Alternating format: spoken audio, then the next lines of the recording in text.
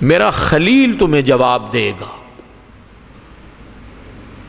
کہ اس کو کھانا کیوں پیش کیا، اس کی کرم نوازی اس پر کیوں کی۔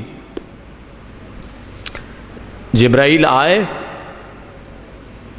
کہا اللہ کے خلیل تو نے کھانا پیش کیا، ملائکہ بارگاہ رب العزت میں عرض کرنے لگے ہیں میرے اللہ یہ کیسا خلیل ہے جو تیرے دشمن کو کھانا پیش کر رہا ہے۔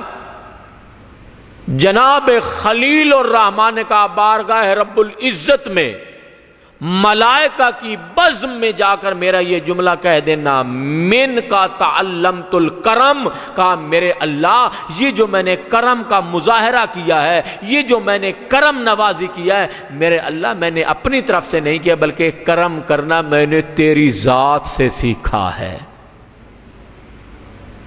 میرے اللہ جو تجھے نہیں مانتے تو بھی تو انہیں رزق دے رہا ہے، بتائیں مجھے کس کافر کو اللہ نے رزق سے محروم کیا ہو؟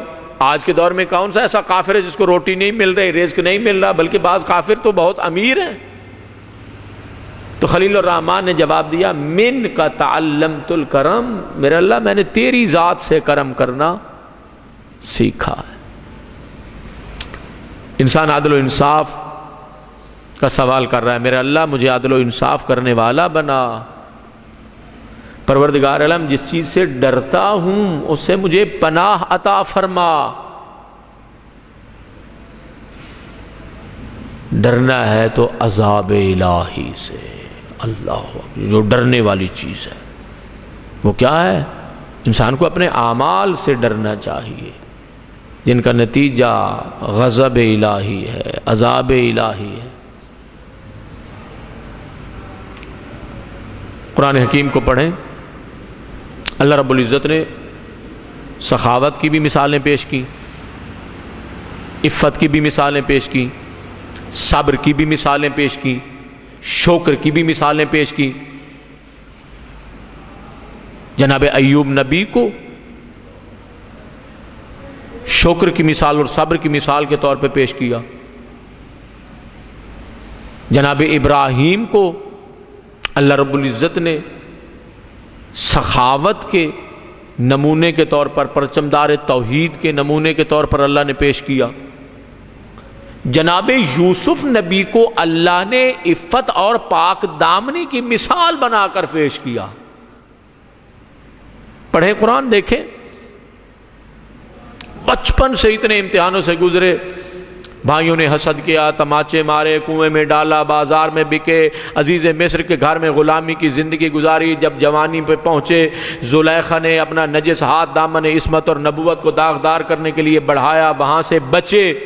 سمجھو اس نبی کی زندگی کو، بچے جب کمرے کے اندر، جب محل کے اندر انہوں نے بند کر لیا، تالے لگ گئے، توجہ چاہوں گا، تالے لگ گئے اور جناب یوسف نبی کو بند کر لیا گیا۔ زلیخا بڑی سامنے بت پڑا تھا، بت پرستی کر رہی تھی، اس کے اوپر کپڑا ڈالا۔ جناب یوسف نے پوچھا یہ کیا کر رہی ہو؟ کہا ساری زندگی اس کی پرستش کی ہے، اس کے سامنے گناہ نہیں کرتی ہوں۔ جناب یوسف نے اس وقت زلیخا سے کہا کہ یہ بت ہے، نہ بولتا ہے، نہ سنتا ہے، نہ دیکھتا ہے، تجھے اس سے حیا آ رہی ہے، تو اس پر پردہ ڈال رہی ہے، اور میں یوسف اس خدا کو مانتا ہوں جو سمیع بھی ہے، بصیر بھی ہے اور دیکھ بھی رہا ہے۔ یہی وہ معرفت پروردگار تھی کہ جناب یوسف نے اپنے دامن نبوت کو، دامن عصمت کو بچایا اور عفت اختیار کرتے ہوئے پاک دامنی کا راستہ اختیار کیا، اللہ کی نافرمانی نہیں کی۔